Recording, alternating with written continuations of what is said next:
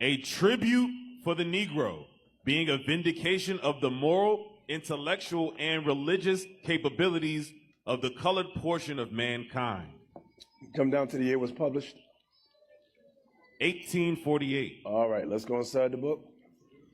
Zoom in.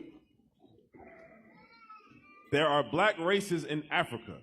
Among the genuine descendants of immigrants from Arabia, detachments of the Arabian family migrated 11 or 1200 years ago into northern Africa, where they have founded states of some importance, and in some instances they have passed into a perfectly black complexion, although improved in form and stature, and notwithstanding that they reside to the north of the Negro countries.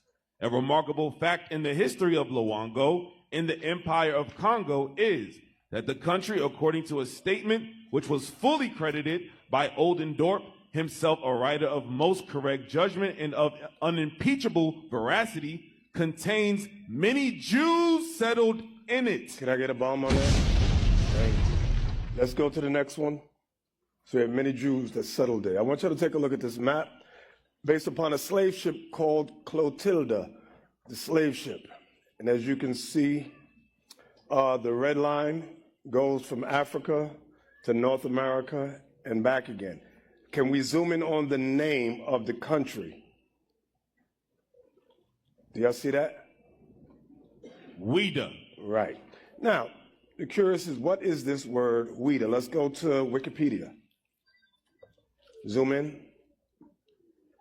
Now you may say, oh, well, that's not the same spelling, but let's look down. Read. The kingdom of Ouida, known locally as Glexway, Glohwe, but also known and spelt in old literature as Huida, Huida, Ajuda, Huida. There's the word right there with the O, O-U-I-D-A-H. Go ahead. Ouida, Juida, and Judah. Now you see they got Judah there, right? Keep going. Yoruba, Igalefe, French, Huida, was a kingdom on the coast of West Africa in what is now Benin. It was a major slave trading area which exported more than 1 million Africans to the United States. Where to? The United States, Go ahead. the Caribbean, and Brazil, before closing its trade in the 1860s. In 1700, it had a, scroll up, it had a coastline of around 16 kilometers, 10 miles.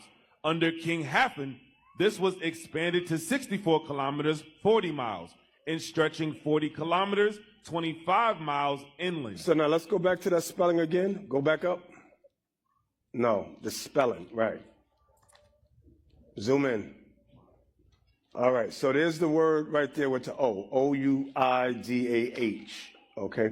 You get Christian apologists that say this has nothing to do with the Israelites at all, although you see Judah there under it, J-U-D-A, right?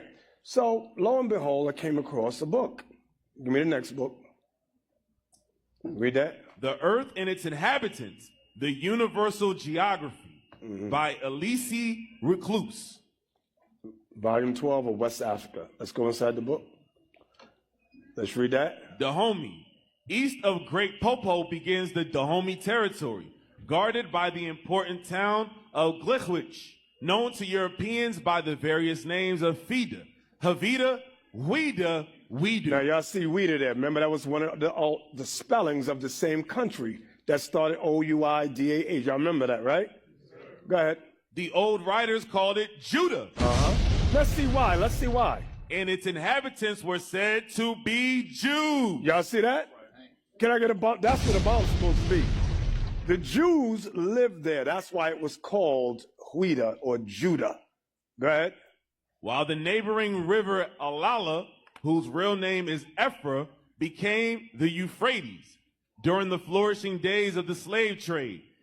From 16 to 18,000 were annually transported from Ajuda, as the Portuguese called this place, which at that time had a population of 35,000. So I wanted y'all to see that the scholars know that the Jews were on the coast of Africa.